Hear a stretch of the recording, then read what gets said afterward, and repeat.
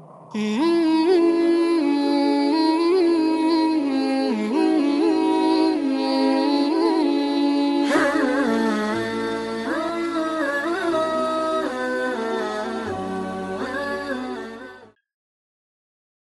لله الذي هدانا لهذا وما كنا لنهتدي لولا أن هدانا الله وأصلي وأسلم على سيد الأنبياء محمد وآله وصحبه أجمعين أما بعد قال الله تبارك وتعالى فطرة الله التي فطر الناس عليها لا تبديل لخلق الله ذلك الدين القيم ولكن أكثر الناس لا يعلمون وقال النبي صلى الله عليه وسلم لأن يؤدب الرجل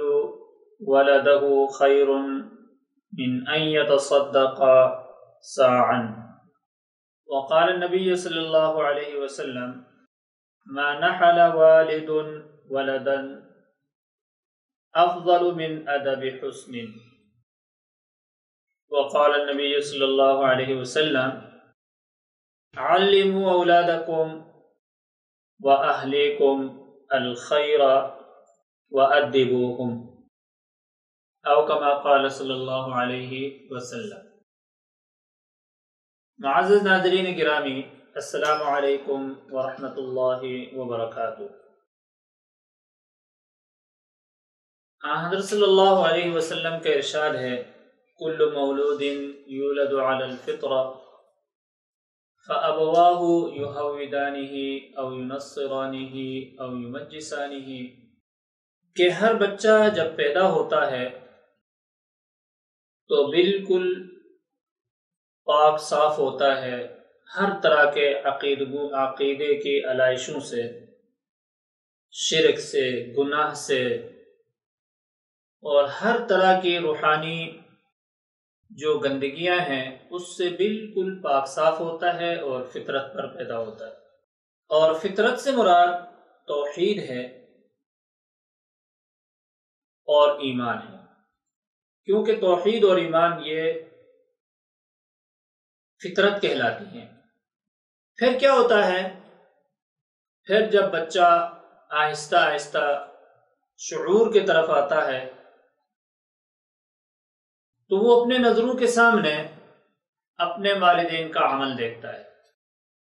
اور اپنے کمیونٹی کا عمل دیکھتا ہے، تو وہ بچہ جو توحید اور ایمان سے معمور ہو کر پیدا ہوتا ہے وہ یہودی بن جاتا ہے، نصرانی بن جاتا ہے، ہندو بن جاتا ہے، پارسی بن جاتا ہے اور مومن بن جاتا ہے، کیونکہ شعور کے مراحل سے جب یہ بچہ گزرتا ہے تو اس وقت گھر کا جو ماحول ہوتا ہے اور گھر میں جس چیز کی عبادات کی جاتی ہیں اور جس کو گہریلے نظام کے اندر لوگوں نے رائج کیا ہوتا ہے تو بچہ اس کو فالو کرنا شروع کر دیتا ہے اور بچہ اسی رنگ میں ڈل جاتا ہے، اور ہر ایک رنگ ہوتا ہے، اور بعض لوگوں نے تو نشانی کے طور پر عملی طور پر رنگ بھی رکھے ہوں۔ تو اللہ کا بھی ایک رنگ ہے جس کا ذکر کیا ہے اللہ رب العزت نے، صبغۃ اللہ ومن احسن من اللہ صبغۃ وَنَحْنُ لَهُ عَابِدُونَ، کہ اللہ کا جو رنگ ہے وہ توحید اور ایمان کا رنگ ہے، اور فرمایا کہ رنگوں کے اعتبار سے اگر مقابلہ کیا جائے تو اللہ کا یہ جو رنگ ہے یہ غالب ہے، کیونکہ کامیابی کی کنجی اسی رنگ میں ہے، اور باقی جتنے بھی رنگ ہیں وہ تو فرضی ہیں اور لوگوں کی، انسانوں کے عقل کی ایجاد ہے، اور ہم سب جانتے ہیں کہ انسان کی عقل کی جو ایجاد ہے وہ ایجاد تو ہوتی ہے لیکن پائیدار نہیں ہوتی، بدلتی ہے۔ تو اللہ کا جو رنگ ہے اسی کو یہاں حضرت صلی اللہ علیہ وسلم نے فطرت سے تعبیر کیا، اور وہ فطرت کیا ہے؟ توحید اور ایمان ہے۔ تو میرے معزز ناظرین گرامی، بچے کی ابتدائی عمر ہی سے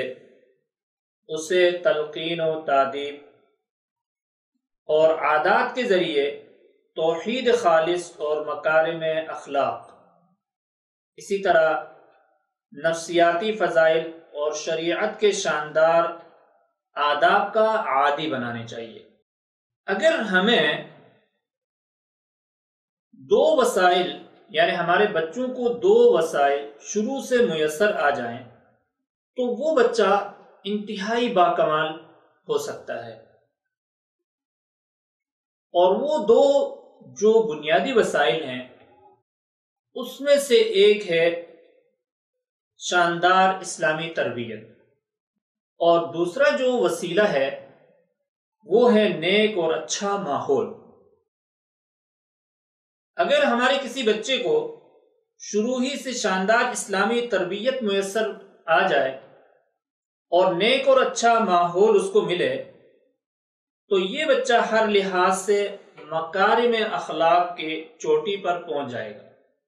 اور پہنچتا ہے۔ حضرت صلی اللہ علیہ وسلم نے اپنے امت کے توجہ خصوصی طور پر ان دو چیزوں کی طرف مبذول کرائی ہے کہ ہر مسلمان کی ذمہ داری ہے، ہر مومن کی ذمہ داری ہے کہ وہ شروع ہی سے اپنے بچے کے ادب کا انتظام کرے۔ حضرت صلی اللہ علیہ وسلم نے فرمایا لَأَن يُؤَدِّبَ الرَّجُلُ وَلَدَهُ خَيْرٌ مِّنْ أَن يَتَصَدَّقَ صَاعًا،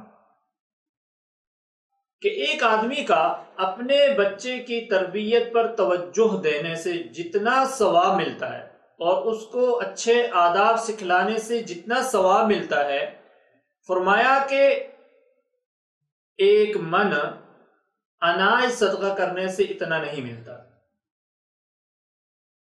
دیکھیں، اس سے ایک بات بنیادی طور پر ہمارے سمجھ میں آئی کہ بچوں کی جو تربیت ہے اور ان کو آداب سکھلانا، مکارم اخلاق کی چیزیں سکھلانا، یہ مستقل ایک عبادت ہے، اور اس عبادت کی اہمیت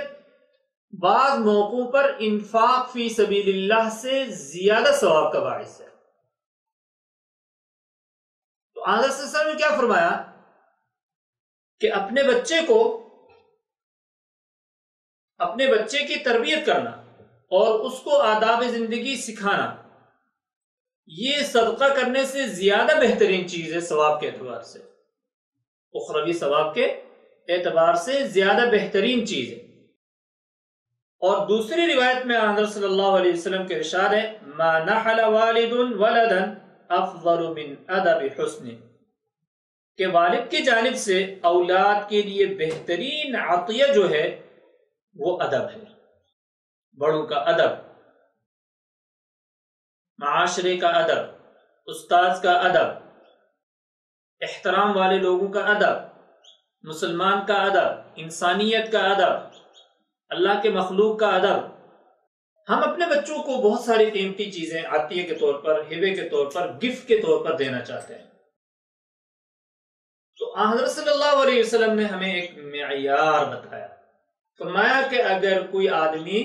اپنے اولاد کو بہترین گفٹ دینا چاہتا ہے تو فرمایا کہ وہ اس کو تربیت کا گفٹ دے۔